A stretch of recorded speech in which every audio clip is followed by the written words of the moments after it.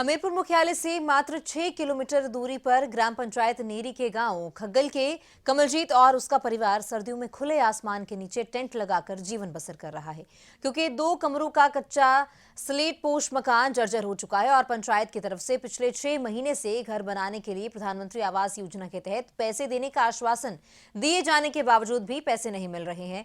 हालांकि पंचायत के आश्वासन के बाद कमलजीत ने 1,20,000 रुपए खर्च करके नीम की खुदाई के साथ लोहे का सामान तक खरीद लिया था, लेकिन अब पंचायत की तरफ से घर बनाने के लिए पैसों का भुगतान नहीं होने से टेंट में जीवन यापन करने के लिए परिवार मजबूर हो गया है। वहीं अगर पंचायत की माने तो एक नाम के 2 व्यक्ति होने से ये मामला लटका हुआ है, जिसमें कमलजीत को प्रधानमंत्री आवास योजना के तहत मकान बनाने के लिए राशि मिलने में दूसरे व्यक्ति को ही पैसे जारी किए गए थे। अच्छी शिक्षा हर बच्चे का मौलिक अधिकार है और बच्चे इस अधिकार से वंचित नहीं रहने चाहिए। हिमाचल में गुणवत्तापूर्ण शिक्षा सुनिश्चित करने के लिए सभी सरकारी स्कूलों में पहली कक्षा से अंग्रेजी मीडियम को शुरू किया गया। प्राइवेट और सरकारी स्कूलों के बीच का अंतर अब खत्म हो रहा है। मेरा बेटा राजकीय केंद्रीय आदर्श विद्यालय नारला में पढ़ता है। मैं सरकार का बहुत धन्यवाद करना चाहती हूँ कि जो सरकार प्राइवेट स्कूलों की तरह सरकारी स्कूल में जो फैसिलिटी दे रही है वो बहुत ही सराहनीय है। मेरा बेटा इंग्लिश मीडियम में पढ़ रहा है और स्मार्ट क्लासेस में पढ़ाई करता है और इंफ्रास्ट्रक्चर भी बहुत अच्छा है एजुकेशन का, और टीचर का जो पढ़ाने का तरीका है वो भी प्राइवेट स्कूल की तरह ही है। शिक्षा के क्षेत्र में सरकार बहुत ही अच्छा कार्य कर रही है। इसके लिए मैं सरकार का बहुत बहुत धन्यवाद करती हूँ और माननीय हमारे मुख्यमंत्री श्री सुक्खू जी का भी बहुत बहुत धन्यवाद करती हूँ। हम अपने बच्चों को प्राइवेट स्कूल में नहीं भेजेंगे।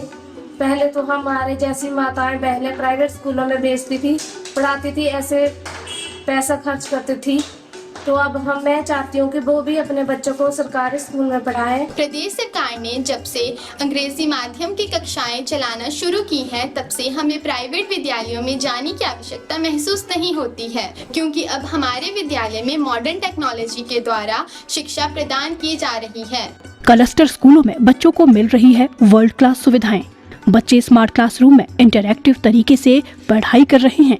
लाइब्रेरी से किताबों का ज्ञान और प्लेग्राउंड्स में खेलों के दांवपेच सीखकर बच्चों की हो रही है ओवरऑल डेवलपमेंट। हिमाचल देश का पहला राज्य है जहां विभिन्न शैक्षणिक संस्थानों की रैंकिंग करवाई जा रही है और रैंकिंग के आधार पर संस्थानों को परफॉर्मेंस बेस्ड ग्रांट की व्यवस्था भी की जाएगी।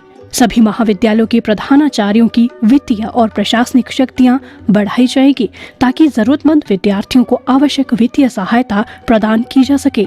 विद्यार्थियों की पढ़ाई बाधित न हो, इसके लिए आवरली बेसिस पीरियड कॉन्सेप्ट की दिशा में कार्य किया जा रहा है।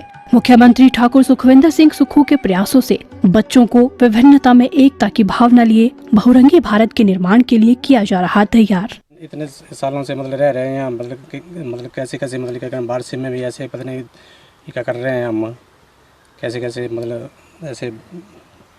रह रहे हैं तरीके के ना। ये तो सितंबर महीने में बोला था मेरे को 10 तारीख से पहले सितंबर 10 से पहले इन्होंने वो मेरे को काम लगा दिया। मेरे को बोला कि काम लगा दे तेरे को, तेरे पैसे आ चुके हैं बोले, हमने दिया तेरा नाम बोले ऊपर ब्लॉक में, तो आपका नाम आज आ गया है। अब आप ऐसा करो कि खड्डे, हाँ खड्डे खुड्डे करवाओ, अपना वो सारा एक काम लगाओ।